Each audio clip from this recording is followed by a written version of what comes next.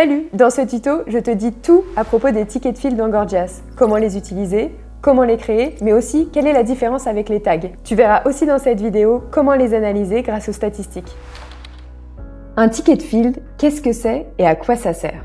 Un ticket de field, c'est un champ structuré rattaché à un ticket. Contrairement au tag, il ne sert pas juste à faire fonctionner des règles ou à structurer ton organisation, il sert à structurer la donnée. C'est le champ qui est paramétré juste ici.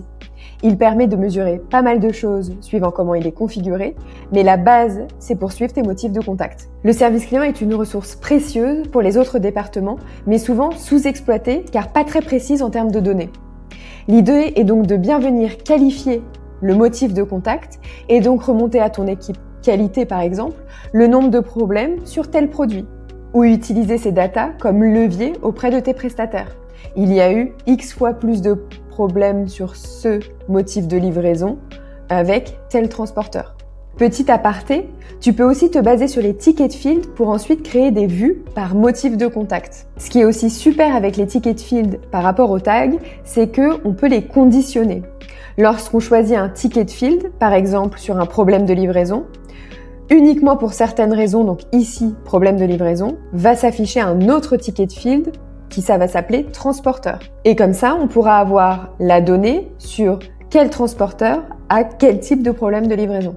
Au fait, je te mets dans la confidence, je démarre ma chaîne YouTube. Donc si tu aimes le contenu, n'hésite pas à liker la vidéo et à t'abonner. Pour créer des tickets de field, c'est très simple. Il te suffit d'aller dans les réglages, en bas à gauche sur la petite roue, dans l'onglet Ticket de field. Et ici, quand tu crées un ticket de field, tu peux choisir le nom, les conditions d'affichage. Si tu veux mettre des conditions d'affichage, il faut aller dans Field Condition, mais on y vient juste après. Et ensuite, remplir tes tickets de field. C'est plutôt bien fait, car pour les valeurs, tu peux importer directement un CSV. Tu as d'ailleurs un template juste ici. Pour que l'arborescence se fasse correctement, il te suffit d'avoir une colonne qui correspond à une étape de ton arborescence. Et ensuite, tu importes ton CSV et la mise en forme se fait toute seule avec les 2 points. Je te parlais des conditions. Tu peux les paramétrer ici, dans Field Condition. On va aller décrypter une règle d'affichage d'un ticket de field.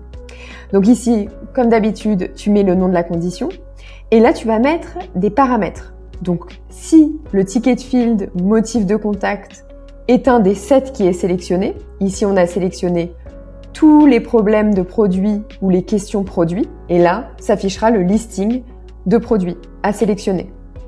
Si je retourne sur mon ticket, je vais pouvoir choisir dans le ticket de field motif de contact produit, par exemple défectueux à réception, et normalement, quand je vais cliquer, va s'afficher le ticket de field produit.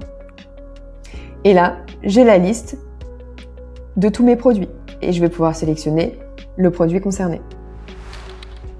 Et dans les statistiques, comment ça se présente? On va aller juste ici, dans Statistiques, Ticket de field.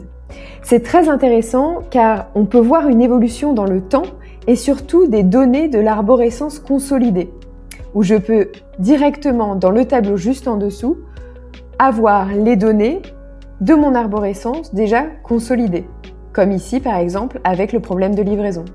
J'ai donc eu 4 problèmes de livraison, un litige avec un transporteur, une livraison non effectuée et 2 points relais. En cliquant sur un ticket de field, ici, tu arrives directement sur les tickets concernés.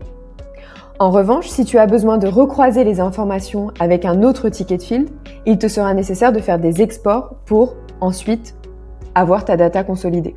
Donc voilà, on a fait le tour des tickets de field. Un point important à garder en tête, c'est que l'avantage par rapport au tag, c'est que tu peux créer des arborescences. Tu peux aussi conditionner l'affichage de certains tickets de field et les statistiques sont beaucoup plus lisibles. En revanche, il y a quand même un inconvénient par rapport au tag. C'est que si tu veux ajouter un tag à une macro, tu peux le faire directement en important ton CSV dans Gorgias. En revanche, pour les tickets de field, tout doit se faire à la main. C'est un vrai point de friction à connaître, surtout quand tu gères beaucoup de macros dans Gorgias. Voilà, c'est la fin de cette vidéo. Si tu es arrivé jusque-là, n'hésite pas à me dire en commentaire ce que tu en as pensé ou à poser tes questions si tu en as. Et si tu as besoin d'accompagnement sur le CRM ou le service client, tu trouveras le lien vers Let's Care dans la description de cette vidéo.